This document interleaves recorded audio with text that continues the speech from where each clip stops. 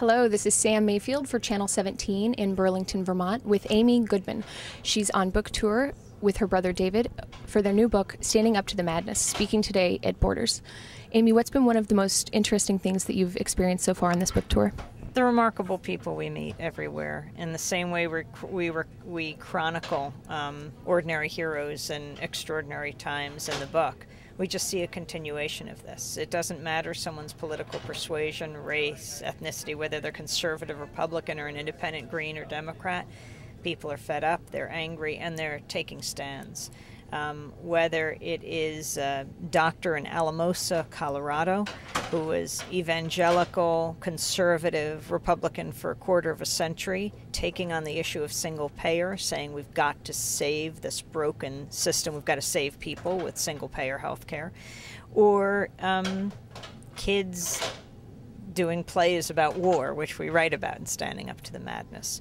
Whether it's a young woman activist who, Latina activist from Maywood, California, who is used to taking on the system, finds herself running for city council, wins, and the 5-member city council, including the mayor and the vice mayor, now have a majority, and they declare their city a sanctuary for immigrants.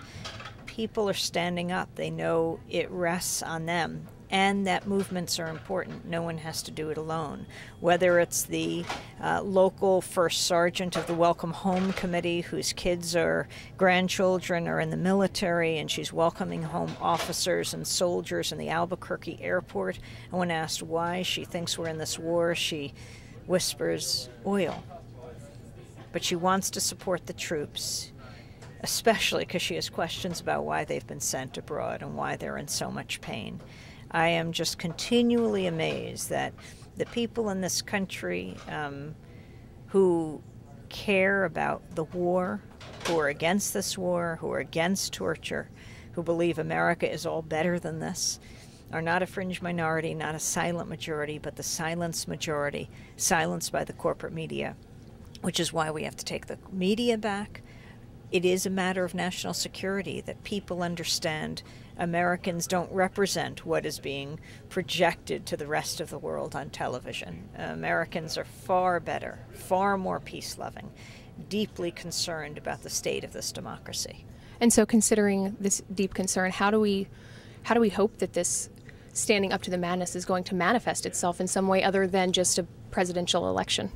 Oh, I think it's much deeper than presidential politics. I mean, this is a key moment in history. Who occupies that office matters. It's the most powerful position on earth.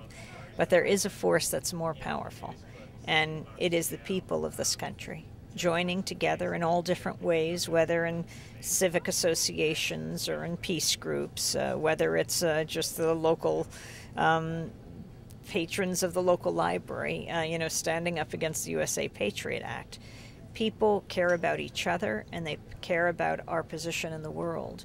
And especially when it comes to issues like global warming, it doesn't matter if you're a Republican, a Democrat, or some other political affiliation. People understand the fate of the earth is what's at stake right now, and they're doing something about it. So people are going to stand up. And how are we all going to know that everyone's standing up to this madness? So there is this sweeping thing that's happening across the country, and it's certainly not coming to us on the regular airwaves. Well, we need independent media. We need to support public access and community radio. We are building an independent media network throughout this country and around the world of independent media, decentralized but working together to provide a platform for grassroots voices, to provide a platform for the majority of people in this country. It's what's going to save us. When the media acts as a conveyor belt for lies of the administration, not just Republican. The Democrats join in authorizing war, for example. We need a media that presents other views, perhaps not the people who are in the traditional positions of power, but someday could be. And that is media serving a democratic society. So what do you say to activists who are thinking about getting started in journalism and in just encouraging folks to hear an alternative means of what's going on? What do you say to them?